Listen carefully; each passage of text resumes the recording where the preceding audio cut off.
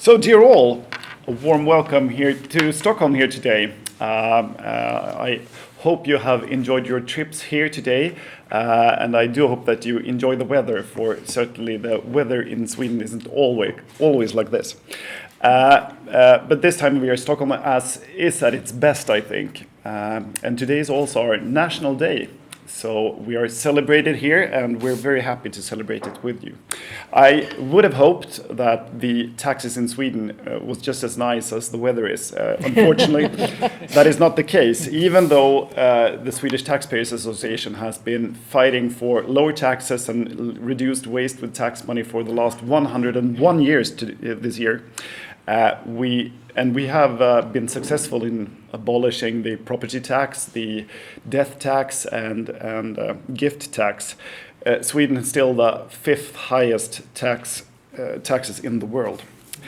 And the debate in Sweden is not seldom focusing on raising taxes rather than lowering them, though we do try to do our best to change that.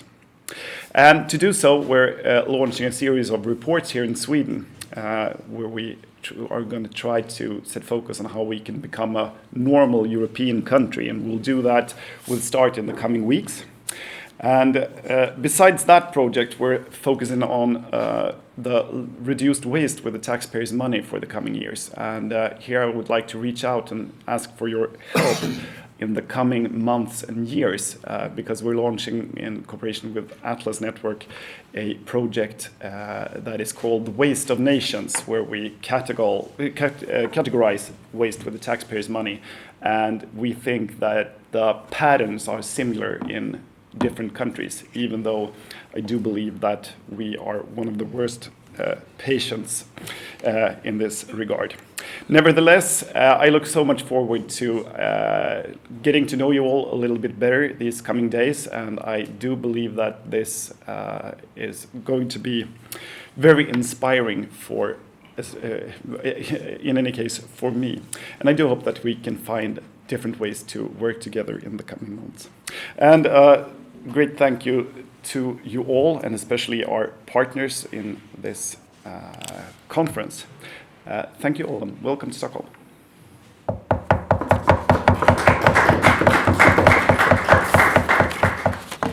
Dear friends, I'm very happy to be here in Stockholm. And first of all, I want to say thank you to our organizers, to Christian, to Barbara, and to Anders. Also in the name of our Secretary General, Michael Jäger, and the German group, many Germans here. I saw this. And we are happy to have this 100th anniversary in Stockholm, because 100 years ago, the taxpayers movement started, and it is started in Sweden. And that's a very important day. From this day on, the taxpayers took over their own responsibility against politicians, against bureaucracy, to make the world better.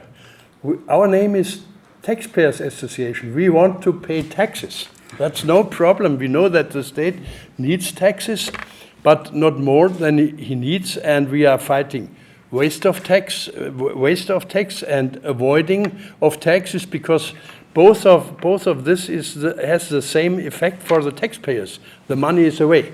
So we want to pay taxes, but not more than we have to pay. That's very important, and we have big differences in the different countries in Europe, all over Europe.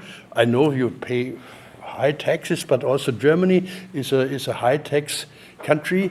For example, the gift tax, you cancelled it 10 years ago.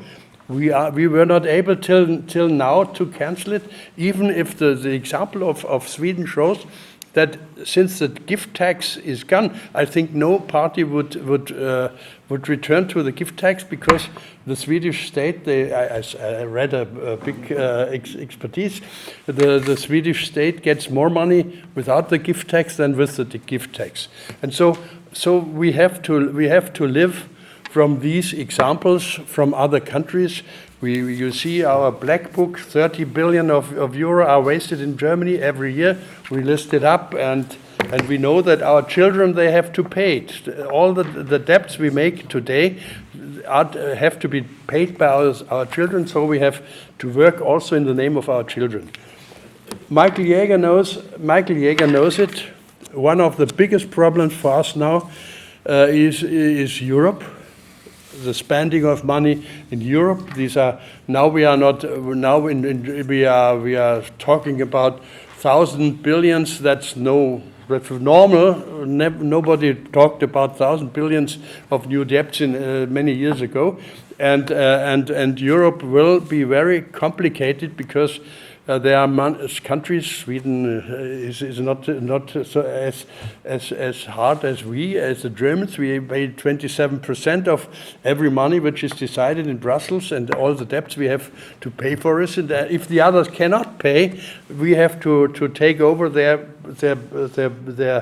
percentage. So perhaps we pay 47 or 46% of things which are decided by other countries, and these decisions will be taken now, and it's very dangerous because with the Brexit, Great Britain went out of the European Union. The countries who cannot pay and who take the money, they have the majority, and now they try to cancel the anonymity. So that we can, they decide and we have to pay. These are actual problems which we have to solve in Brussels. When the Taxpayers Association was founded in Sweden, there was only one Taxpayers Association all over the world. At that time, it was in Australia, far away. But in Europe, we didn't have this. We didn't have this in the United States. So this was a very important day. And some years later, the taxpayers movement was going to the other countries. First, Germany after the Second World War, because the Germans saw that you cannot leave the political work to the opposition, because we had no opposition in the third under Hitler, and so they founded it 70 years ago. Then the European Taxpayers Association was started. We removed it. Björn Taras Wahlberg, who is sitting here, we removed it in 35, 40 years ago. I took it over, the post of the president, and he was the vice president. And then we founded in Washington, it was Sweden and Bavaria, we founded the World Taxpayers Association. Also we too. He became the president, I became the vice president. So we had to start. So we had to start these movements. And then country for country, we started taxpayers associations all over Europe and all over the world, and that's in our days that's a very important organization which is recognized by politicians. They fear us every year. If the Black Book is coming, all Germany is they hope that they are not in there in this book.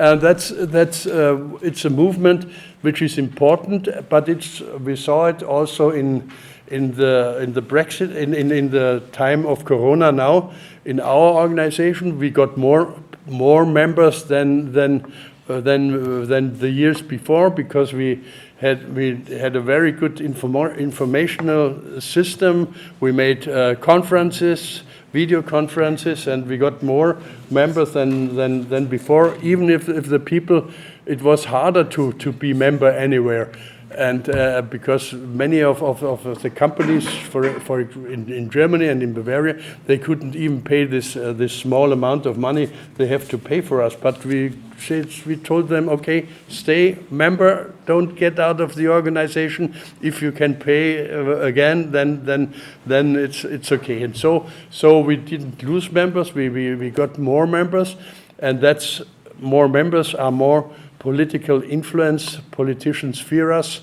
They fear our book. They fear our newspapers, our messages, and I think all these things were starting 100 years ago here in Sweden, and therefore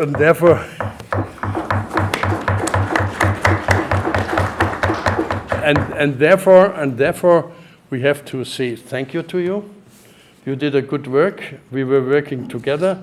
You gave us many examples. I hope that you took some of our ideas also to your country, and that's what we want to celebrate in these days here in Stockholm. Thank you for listening.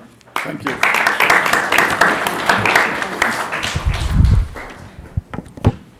Well, good afternoon, everybody. It's a pleasure and privilege to be here at the 15th European Resource Bank meeting.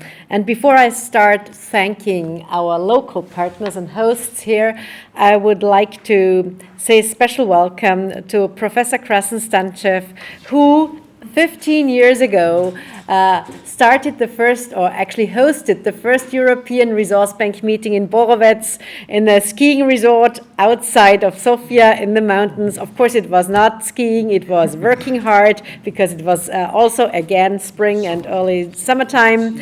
But Krasen, thank you very much for taking the initiative and for being with us.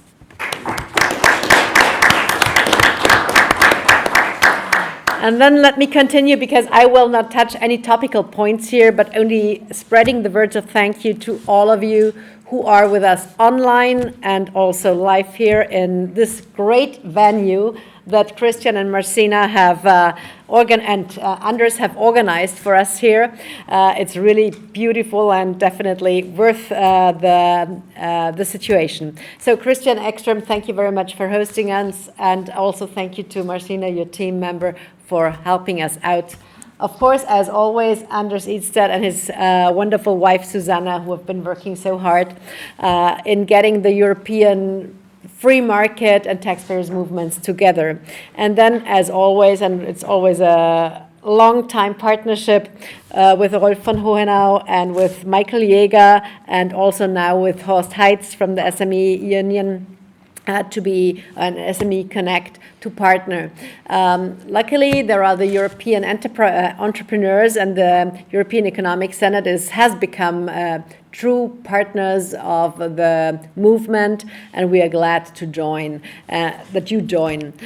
But without the help of partners and sponsors internationally, this entire movement in Europe would not be possible.